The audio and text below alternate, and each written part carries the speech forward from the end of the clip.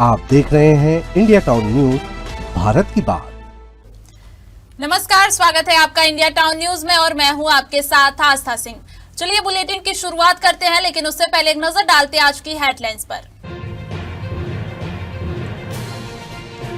Digvijay stadium में गणतंत्र दिवस समारोह 26 जनवरी कार्यक्रम का हुआ अंतिम रिहर्सल। सांस्कृतिक कार्यक्रमों की तैयारियां हुई पूरी, प्रशासन ने संभाली रिहर्सल की कमान। पेयजल में कीड़े मिलने की शिकायत, नगर निगम ने टंकी की सफाई शुरू की। सफाई के दौरान लाखों लीटर पानी हुआ बर्बाद।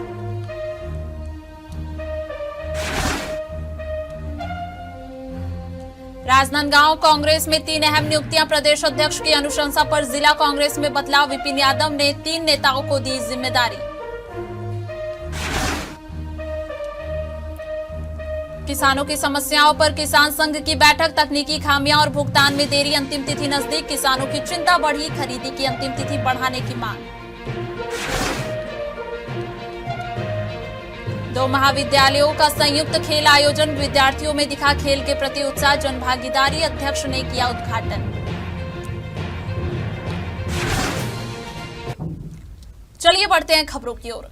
गुप्त नवरात्रि के पावन अवसर पर राजनांदगांव स्थित शीतला माता मंदिर में श्रीमद् भागवत कथा का आयोजन किया जा रहा है। यह आयोजन लगातार तीसरे वर्ष में किया जा रहा है। आयोजन समिति के अनुसार गुप्त नवरात्रि के दौरान हर वर्ष श्रद्धा और भक्ति के साथ इस कथा का आयोजन किया जाता है। इस वर्ष श्रीमद् भागवत कथा के कथावाचक प्रसिद्ध कथावाचक रमेश महाराज हैं, जो डोंगरगढ़ से पधारे हैं। कथा के दौरान भगवान श्री कृष्ण की लीलाओं, भक्ति पथ और धर्म के संदेशों का विस्तार से वर्णन किया जा रहा है, जिसे सुनने के लिए बड़ी संख्या में श्रद्धालु रोज उपस्थित हो रहे हैं। आयोजकों ने बताया कि कथा का आयोजन उद्देश्य क्षेत्र में धार्मिक चेतना और आध्यात्मिक वातावरण को सुदृढ़ करना है। गुप्त नवरात्रि के दौरान मंदिर परिसर में विशेष पूजा अर्चना और धार्मिक कार्यक्रम भी आयोजित किए जा रहे हैं।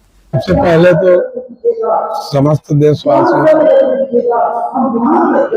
गुप्त नवरात्र सप्तमी यज्ञ के रूप में हम यहाँ आज मना रहे हैं, जो विगत पिछले 26 सालों से लगातार मनाते आ रहे हैं। वैसे तो गुप्त सनातन धर्म में 4 नवरात्र का मान्य है, जिसमें 2 उजागर होते हैं, चैत्र और कुमार, और 2 गुप्त रूप से मनाया जाता है। एक होता है आषाढ़ में और दूसरा होता है माघी। अभी जो चल रहा है माघी नवरात्र है, बोल सकते हैं इसको। यहाँ पे हम लोग 7 दिवसीय भागवत का भी आयोजन किए हैं और पीठ पूजा, हवन, प्रतिदिन हवन होता है और माँ का अभिषेक प्रतिदिन किया जाता है। राजनांदगांव के प्यारेलाल स्कूल चौक स्थित पानी टंकी से सप्लाई होने वाले पेयजल में कीड़े मिलने का मामला सामने आया है। शिकायत के बाद नगर निगम ने टंकी की सफाई तो शुरू की, लेकिन इस दौरान लाखों लीटर पानी सड़क पर बहा दिया गया। सवाल यही है कि जब जल ही जीवन है, तो क्या इस तरह पानी की बर्बादी जायज है? प्यारेलाल स्कूल चौक की यह पानी टंकी, जहां से आसपास के इलाकों में पेयजल की आपूर्ति की जाती है, लेकिन बीते कुछ दिनों से लोगों को इस पानी में कीड़े दिखाई दे रहे हैं। स्थानीय नागरिकों ने इसकी शिकायत नगर निगम से की। शिकायत के बाद निगम ने करीब 15 दिन पहले टंकी की सफाई करवाई थी, लेकिन हैरानी की बात यह है कि दोबारा फिर से टंकी के पानी में कीड़े मिलने लगे, जिसके बाद एक बार फिर पूरी टंकी खाली कर सफाई की जा रही है। इस सफाई के दौरान टंकी में मौजूद लाखों लीटर पानी को सीधे सड़कों पर बहा दिया गया। नगर निगम क्षेत्र में कुल 16 ओवरहेड टैंक होते हैं, जिनकी सफाई नियमित रूप से प्रत्येक 6 माह में किए जाने के निर्देश हैं। और इसी संबंध में पिछले जुलाई में हम लोगों ने सभी ओवरहेड टैंक की सफाई कराई थी। 2 टंकियां उस समय तकनीकी कारणों से रह गई थी, जिसका अभी हम लोगों ने सफाई कराया है। और आगे अब चूंकि 6 महीने का समय व्यतीत हो चुका है, तो सभी टंकियों की नियमित फिर सफाई होनी है। अभी कई वार्डों में गंदा पानी की शिकायत नहीं, ये शिकायत है कहीं कहीं पे लीकेज की वजह से, और कहीं पे कुछ पाइपलाइन में जो लीकेज है, इसकी वजह से पानी गंदा होने की शिकायत प्राप्त हुई थी। तो सभी पहलुओं पे इस पे जांच कर रहे हैं। वाटर सप्लाई पे भी देख रहे हैं और लोकल सप्लाई पे भी, दोनों पे हमारा फोकस है कि शहर की जनता को हम स्वच्छ पानी उपलब्ध कराएं। छत्तीसगढ़ प्रदेश कांग्रेस कमेटी के अध्यक्ष दीपक बैज की अनुशंसा पर राजनांदगांव जिला कांग्रेस कमेटी में संगठनात्मक मजबूती के लिए 3 अहम नियुक्तियां की गई हैं। प्रदेश अध्यक्ष दीपक बैज के मार्गदर्शन और अनुशंसा के आधार पर जिला कांग्रेस अध्यक्ष विपिन यादव ने राहुल तिवारी को जिला कांग्रेस कार्यालय प्रभारी महामंत्री, पंकज बांधव को जिला कांग्रेस कमेटी महामंत्री और अनीस खान को जिला कांग्रेस कमेटी का प्रवक्ता नियुक्त किया है। जिला कांग्रेस अध्यक्ष विपिन यादव ने कहा कि यह निर्णय प्रदेश अध्यक्ष की दूरदर्शी सोच और संगठन को मजबूत करने की दिशा में उठाया गया कदम है। उन्होंने आगे कहा कि वरिष्ठ नेताओं से विचार विमर्श के बाद और प्रदेश अध्यक्ष की सलाह से जिला कार्यकारिणी का विस्तार किया जाएगा। विपिन यादव ने यह भी बताया कि पार्टी के प्रति निष्ठावान और सक्रिय कार्यकर्ताओं को जिम्मेदारी देकर कांग्रेस संगठन को और अधिक मजबूत और जनहित के संघर्षों के लिए तैयार किया जाएगा। राजनांदगांव में इस वर्ष गणतंत्र दिवस समारोह का आयोजन दिग्विजय स्टेडियम में किया जा रहा है। कार्यक्रम को लेकर सभी तैयारियां पूरी कर ली गई हैं। इसी कड़ी में आज दिग्विजय स्टेडियम मैदान में 26 जनवरी को होने वाले सांस्कृतिक एवं अन्य कार्यक्रमों का अंतिम रिहर्सल आयोजित किया गया। रिहर्सल में जिले के 6 स्कूलों के छात्र छात्राओं ने भाग लिया और अपने अपने सांस्कृतिक नृत्य प्रस्तुतियों का अभ्यास किया। कार्यक्रम की व्यवस्थाओं, मंच बैठक की व्यवस्था एवं अनुशासन से जुड़े सभी पहलुओं की बारीकी से निरीक्षण किया गया। अंतिम रिहर्सल के दौरान कलेक्टर सहित तहसीलदार एवं अन्य वरिष्ठ अधिकारी मौजूद रहे। जिलाधीश ने खुद रिहर्सल की मॉनिटरिंग करते हुए सभी कार्यक्रमों को ध्यानपूर्वक देखा और आवश्यक दिशा निर्देश दिए। कलेक्टर के निर्देशानुसार ही सभी कार्यक्रमों का आयोजन किया जा रहा है। प्रशासन द्वारा यह सुनिश्चित किया जा रहा है कि 26 जनवरी का मुख्य समारोह गरिमामय, सुव्यवस्थित और सफलतापूर्वक संपन्न हो। इस बार जो 26 जनवरी का जो इवेंट है अपने दिग्विजय स्टेडियम में हो रहा है और इसकी आज फुल ड्रेस रिहर्सल थी और इस फुल ड्रेस रिहर्सल में हम लोगों ने जो यहाँ पर जो परेड है उसका, जो बच्चों के कल्चरल प्रोग्राम्स होने हैं उनका और जो झांकियाँ निकलनी है उनके बारे में हमने एक रिव्यू किया है और तैयारियां बहुत अच्छी हैं और जो विभाग अध्यक्ष हैं और जो दूसरे विभाग भी हैं जिनको जो कार्य सौंपे गए हैं उनका भी एक यहीं पे रिव्यू मीटिंग लिया गया है। किस तरीके से हम एक अच्छा इवेंट जो सभी लोगों के लिए एक बहुत ही प्राउड की बात है कि रिपब्लिक डे सेलिब्रेट हो रहा है, सभी के अंदर फिर से वो एनर्जी, वो उत्साह, एक नया उत्साह देता है आने वाले समय के लिए। तो हम सब लोग इसकी अच्छी तैयारियां कर रहे हैं और पूरी उम्मीद है कि बहुत अच्छे से इवेंट हम लोग कराएंगे। अब सभी के माध्यम से मैं सभी को 26 जनवरी की बहुत बधाइयां देना चाहता हूं और बहुत शुभकामनाएं। रानी रश्मि देवी सिंह शासकीय महाविद्यालय और शासकीय नवीन कन्या महाविद्यालय खैरागढ़ के संयुक्त तत्वाधान में वार्षिक खेलकूद प्रतियोगिता 2026 का आयोजन उत्साहपूर्ण माहौल में संपन्न हुआ। इस आयोजन में महाविद्यालय प्रमुख डॉक्टर ओपी गुप्ता ने मार्गदर्शन प्रदान किया। उद्घाटन अवसर पर जनभागीदारी समिति अध्यक्ष विकेश गुप्ता ने विद्यार्थियों को खेल भावना के साथ प्रतियोगिता में भाग लेने के लिए प्रोत्साहित किया। वहीं मोनिका राजक ने ईमानदारी और समर्पण को खेल की मूल भावना बताया। इस मौके पर डॉक्टर ओपी गुप्ता ने भी सभी विद्यार्थियों को अधिक से अधिक खेलों में सहभागिता करने के लिए प्रेरित करते हुए इस आयोजन को महाविद्यालय परिवार के लिए गौरवपूर्ण बताया। प्रतियोगिता के समापन अवसर पर विजयी प्रतिभागियों को मेडल और प्रमाण पत्र प्रदान किए गए।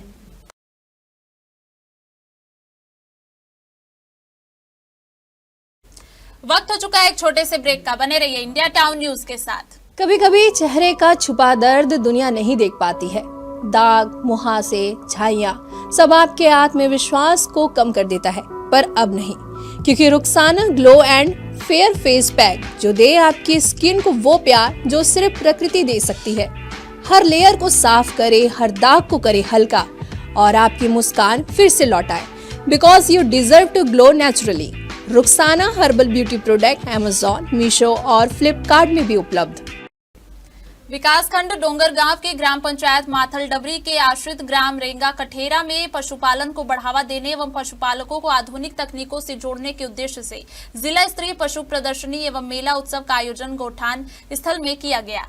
कार्यक्रम का आयोजन पशुधन विकास विभाग द्वारा उप संचालक डॉक्टर अनूप चटर्जी के निर्देशन में संपन्न हुआ।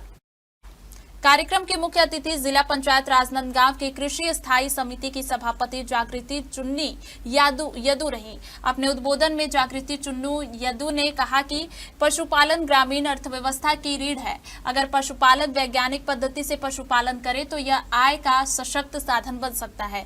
उन्होंने बताया कि शासन द्वारा पशुपालकों के हित में अनेक योजनाएं संचालित की जा रही हैं, जिनका लाभ लेकर किसान अपनी आर्थिक स्थिति को मजबूत कर सकते हैं। उन्होंने पशुओं के नियमित टीकाकरण, संतुलित आहार एवं स्वच्छता पर विशेष ध्यान देने की अपील की।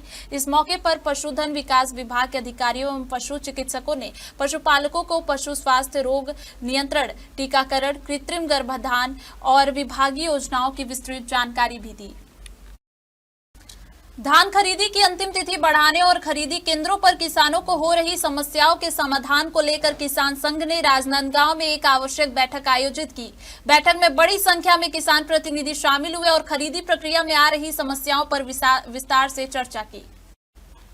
किसान संघ के पदाधिकारियों ने बताया कि खरीदी केंद्रों पर तकनीकी खामियां, स्लॉट बुकिंग में समस्या, बारदाने की कमी, तौल में देरी और भुगतान में देरी जैसी परेशानियों के कारण किसानों को भारी परेशानी का सामना करना पड़ रहा है। कई किसानों का धान अभी तक नहीं बिक पाया है और अंतिम तिथि नजदीक आने से उनकी चिंता बढ़ती जा रही है। बैठक में सर्वसम्मति से निर्णय लिया गया है कि धान खरीदी की अंतिम तिथि बढ़ाई जाए और किसानों की समस्याओं का शीघ्र समाधान सुनिश्चित किया जाए। इस संबंध में जानकारी मिली कि किसान संघ का एक प्रतिनिधि मंडल जल्द ही छत्तीसगढ़ विधानसभा अध्यक्ष डॉक्टर रमन सिंह से मुलाकात कर ज्ञापन सौंपेगा। छत्तीसगढ़ में 15 नवंबर 2025 से धान खरीदी की शुरुआत हुई थी, जो कि 30 जनवरी 2026 तक के धान खरीदी का अंतिम तारीख तय किया गया था। छत्तीसगढ़ में धान खरीदी को लेकर के जब से धान खरीदी की शुरुआत हुई है, तमाम अनेकों समस्याएं किसानों के सामने में पैदा होने शुरू हो गए, जिस पर बीच में अब धान के घोटाले का भी मामला सामने में आया है। इन तमाम विषयों को लेकर के आज जो धान खरीदी से जो वंचित हो चुके किसान हैं, वो राजनांदगांव के कृषि उपज गंज मंडी में आकर के अपना धरना दिए हैं, बैठक आयोजित किए हैं। बैठक आयोजित करने के बाद अपनी कुछ मांगे रख रहे हैं। ये क्या कुछ मांगे हैं, सारी मांगों से हम रूबरू करवाएंगे। सुदेश जी, 15 नवंबर से धान खरीदी की शुरुआत हुई थी और 30 जनवरी तक के ये धान खरीदी को पूर्ण रूप से पूरा करने का फैसला लिया है छत्तीसगढ़ सरकार ने। क्या आपका विरोध है और क्या मांगे हैं? किसानों को किस प्रकार की समस्याएं उत्पन्न हो रही है? जी देखिए, तात्कालिक मांग तो ये है कि जितने भी किसान धान खरीदी से अभी तक बचे हुए हैं, उनसे धान खरीदी है ना सरकार जो है सुनिश्चित करे। इसके लिए हम किसानों से आह्वान कर रहे हैं कि आखिरी खरीदी की तारीख 30 तारीख को वो अपना धान लेकर के खरीदी केंद्रों में पहुंचेंगे और वो धान प्रशासन को खरीदना होगा, है ना। और जब हम धान खरीदी के पे इस साल पे जब गौर करते हैं तो लगातार परेशानियों का सामना किसानों को करना पड़ा, है ना।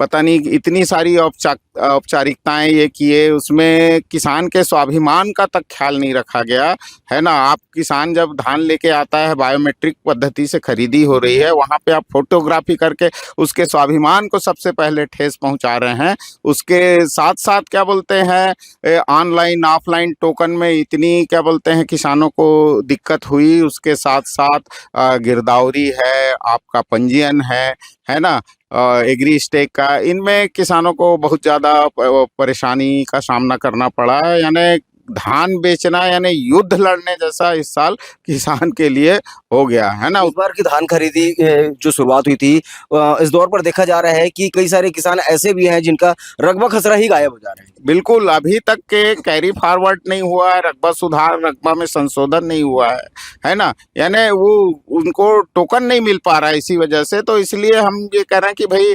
अब आखिरी तारीख आ गई तो अब कोई चारा ही नहीं है। हम धान लेकर के क्या बोलते हैं अपना पर्चा लेकर के सोसाइटी में सीधा जा रहे हैं। अब प्रशासन जब तक हमारा धान नहीं खरीदेगा हम हटने वाले नहीं है। अब क्या करेंगे? जो 30 जनवरी तक के आखिरी तारीख तय किया है छत्तीसगढ़ सरकार ने धान खरीदी के लिए, पूर्ण रूप से धान खरीदी उस दिन बंद हो जाएगी, तो उसके बाद जो बचे हुए किसान हैं वो अपनी धान कहाँ लेकर के जाएंगे? जी देखिए, जैसे क्या बोलते हैं मतदान में, है ना। समय सीमा के भीतर जो लाइन में लग जाता है उसको यानी वोट डालने का अधिकार मिलता है ना। तो हम 30 तारीख को अपना धान लेकर के सोसाइटी में पहुंच रहे हैं। अब ये अपनी क्या बोलते हैं जो प्रशासनिक औपचारिकताएं कब तक के पूरी करते हैं वो देखें। हम तो धान बेच के ही जाएंगे, आखिरी तारीख को हम पहुंच जाएंगे सोसाइटी।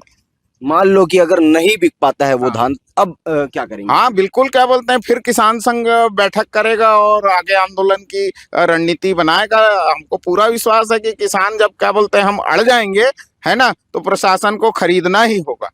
धान खरीदी की जो शुरुआत हुई थी उसके बाद से समस्याएं उत्पन्न होना शुरू हो गई, जिसके बाद आज किसान संगठन के लोग यहाँ पर मौजूद हुए हैं। कई किसान ऐसे भी हैं जिनका धान खरीदी पर उनका रकबा खसरा ही गायब हो जाता है। कई किसान ऐसे भी हैं जिनका टोकन कटना मुश्किल हो जाता है। तो ऐसे तमाम जो समस्याएं उत्पन्न हो रही है, जिसको लेकर के आज किसान संघ जो है यहाँ पर बैठक रखी है और आज विधानसभा अध्यक्ष डॉक्टर रमन सिंह के पास मुलाकात भेंट के लिए भी जाने वाले हैं, जिसके बाद अपनी आपबीती और किसानों की जो मांगे हैं उन गुहारों को रखने वाले हैं। अब देखना तो ये होगा कि आगे इन जो बचे हुए किसान हैं जिनका धान खरीदी नहीं हो पाया है, जिनका धान सोसाइटी तक के नहीं पहुंच पाया है, उन किसानों के लिए क्या कुछ नया एक रणनीति शासन के द्वारा तय की जाती है। पीएम श्री स्वामी आत्मानंद हिंदी अंग्रेजी माध्यमिक स्कूल चूरिया में एनुअल डे सेलिब्रेशन का आयोजन गरिमामय एवं उल्लासपूर्ण वातावरण में संपन्न हुआ। कार्यक्रम की मुख्य अतिथि जिला पंचायत अध्यक्ष किरण वैष्णव रही, जबकि अध्यक्षता जनपद पंचायत अध्यक्ष संजय सिन्हा ने की। कार्यक्रम में मुख्य अतिथि किरण वैष्णव ने कहा कि शिक्षा को केवल नौकरी का माध्यम नहीं बल्कि जीवन में छिपी प्रतिभाओं को निखारने का सशक्त साधन समझना चाहिए। उन्होंने विद्यार्थियों को अपनी कला, संस्कार और प्रतिभा के माध्यम से समाज को सकारात्मक दिशा देने के लिए प्रेरित किया। वहीं अध्यक्षीय उद्बोधन में संजय सिन्हा ने बच्चों की मनमोहक सांस्कृतिक प्रस्तुतियों की प्रशंसा करते हुए कहा कि इस प्रकार के आयोजन विद्यार्थियों के उज्जवल भविष्य की मजबूती नींव रखते हैं। उन्होंने सफल आयोजन के लिए विद्यालय के प्राचार्य, शाला प्रबंधन समिति अध्यक्ष एवं समस्त शिक्षक शिक्षिकाओं को बधाई दी। जिले के डोंगरगांव विकासखंड अंतर्गत ग्राम रूपा काठी में जल जीवन मिशन के सफल क्रियान्वयन से ग्रामीणों के जीवन में सकारात्मक परिवर्तन देखने को मिल रहा है। वर्षों से सुरक्षित और नियमित पेयजल की समस्या से जूझ रहे इस गांव में अब 107 परिवारों को घर घर नल के माध्यम से शुद्ध पेयजल उपलब्ध कराया जा रहा है। दरअसल जल जीवन मिशन के लागू होने से पहले ग्रामवासियों को पेयजल के लिए हैंडपंप, कुओं और सीमित जल स्रोतों पर निर्भर रहना पड़ता था। इन समस्याओं को ध्यान में रखते हुए भारत सरकार की महत्वाकांक्षी योजना जल जीवन मिशन के अंतर्गत ग्राम रूपा काठी को शामिल किया गया। ग्रामीणों का मानना है कि जल जीवन मिशन के अंतर्गत मिली यह सुविधा गांव के लिए एक अस्थायी उपलब्धि है। नियमित जल आपूर्ति से समय की बचत हो रही है और जीवन पहले की तुलना में अधिक सुरक्षित, व्यवस्थित और स्वास्थ्यपूर्ण बन गया है। वहीं पंचायत और ग्रामीणों की सामूहिक सहभागिता से जल आपूर्ति व्यवस्था का रखरखाव भी बेहतर ढंग से किया जा रहा है।